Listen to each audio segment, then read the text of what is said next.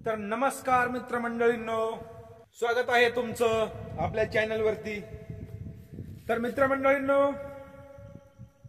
आज मी तुम्हाला एक मनोरंजन आणि थोडीफार काही शिकण्यासारखी एक गोष्ट सांगणार आहे।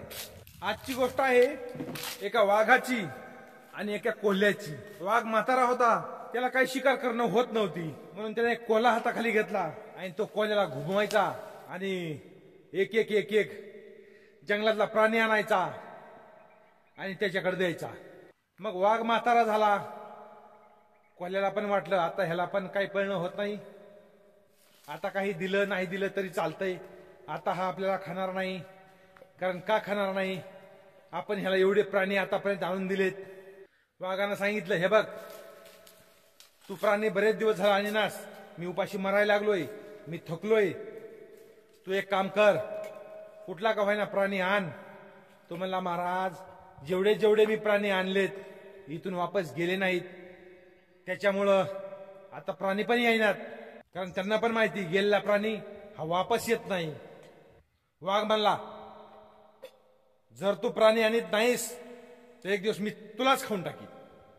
कोल्ह्याला वाटलं, अरे बापरे, आता मला खायचं म्हणल्यास तर फार अवघड झालं, आता कोणता प्राणी आणावा कोणता प्राणी आणावा। कोल्ह्याला पण दिमाग चला कोल्ह्याचा। मग त्यानं काय केलं, एका गाढवाकडे गेला, गाढवाला घुमविलं, म्हणला आपल्या जंगलचा राजा वाघ म्हातारा झालाय आणि आता त्याला काही होईना गेलंय, म्हणून आता तुला वाघ करायचंय। गधा खुश झाला, मला जंगलचा राजा करायचंय? गाढवाला कुठं माहिती की मला शिकार करायला चालवलंय, त्याचं पोट भरायला चालवलंय, हे त्याला माहित नव्हतं। आणि मग तो कोल्हा त्या गध्याला घेऊन वाघाकडे निघाला। वाघाच्या जवळ जवळ गेला की वाघानं त्याच्या कानापाशी झडप घातली। झडप घातली की त्याची कानं हातात आली की हा निष्ठला पळून गेला। वाघ म्हणला कोल्ह्याला, अरे बघ हा तर निष्ठला, आता कसं करायचं? कोल्हा म्हणला, घाबरू नका, हा गधा आहे, ह्याला कसावी मी घुमिवतो। मग तो परत कोल्हा गाढवाकडे गेला आणि म्हणाला, गाढव दादा, अरे का पळून आलास? अरे त्यानं माझ्या कानावर झडप घातली होती। झडप घातली होती? अरे ते तुझे कान कापायले होते, तुला आता टोप घालायचा आहे, तू जंगलचा राजा होणार आहेस। त्याला खुश वाटलं, चल वापस मला। आणि ह्यानं अगोदर सांगून ठेवलं होतं, आता किरकोळ कानं फिनं काही धरू नका, काहीतरी निब्बर धरा। मग परत आणला घुलवीत घुलवीत घुलवीत। मग वाघानं पहिलं त्याच्या शिपूट जातात धरलं, धरलं घेणं छाट दिशी हाबडा मारला की गेला पळून अजून गाढव। बापरे म्हणला, वाचलो, दोनदा वाचलो, आणि गेला पळत। वाघ कोल्ह्याला म्हणला, बघ आता काय करायचं? गेला हा गाढव अजून पळून। कोल्हा म्हणतो, महाराज घाबरू नका, मी आहे ना, चाबरा आहे, हुशार आहे।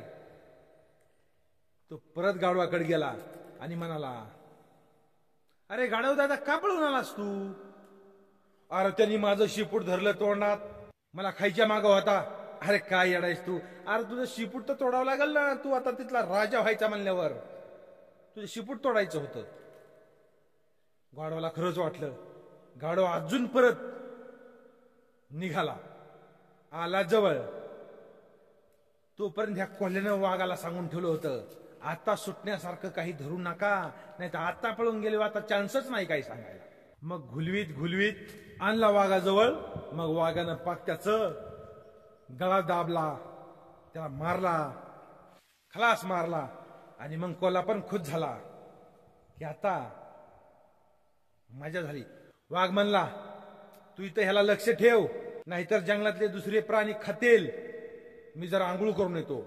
वाघ आंघोळीला गेला, रक्तरांग भरलं होतं, वाघ आंघोळीला गेला।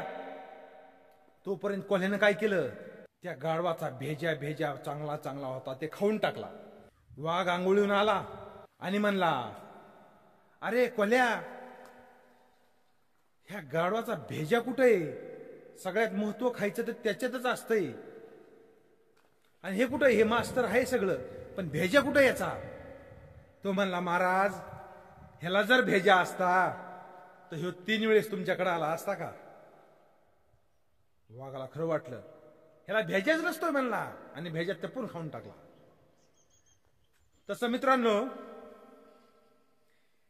ही गोष्ट कोल्ह्याची किंवा वाघाची किंवा गाढवाची नव्हती, ही आपल्या माणसाची पण असती. जर आपल्याला एखाद्या माणसाकडून एक बार फळ आलं तर परत त्याच्याकडे जायचं नाही. पण एक बार फळ आलं, डबल गेला, डबल फळ आलं, टिबल गेला. आणि जर डबल डबल टिबल टिबल त्याच माणसाकडून आपल्याला धोके मिळत असतील तर मग आपली कहाणी त्या गाढवापेक्षा कमी होणार नाही. तर मित्रांनो, कशी वाटली गोष्ट कमेंट करून अवश्य सांगा. कारण आज एक गोष्ट सांगायचा मला मूड झाला, म्हणून आज तुम्हाला मी एक गोष्ट सांगितली. झाला आता दिवाळीला आम्ही दिवाळी खाणार आणि ऊसतोडायला निघणार. मी काही कुठला साधू संत महंत नाही मित्रांनो, मी एक ऊसतोड कामगार आहे, एक मनोरंजन म्हणून व्हिडिओ बनवतोय. आणि मित्रांनो, तुम्ही व्हिडिओ कुठल्या गावातून पाहता ते कमेंट करून मराठीतच सांगत जा, कारण मला इंग्लिश वाचायला येत नाही. आणि आपल्या चॅनलला लाईक करा, सबस्क्राईब करा. भेटू उद्या, तोपर्यंत नमस्कार.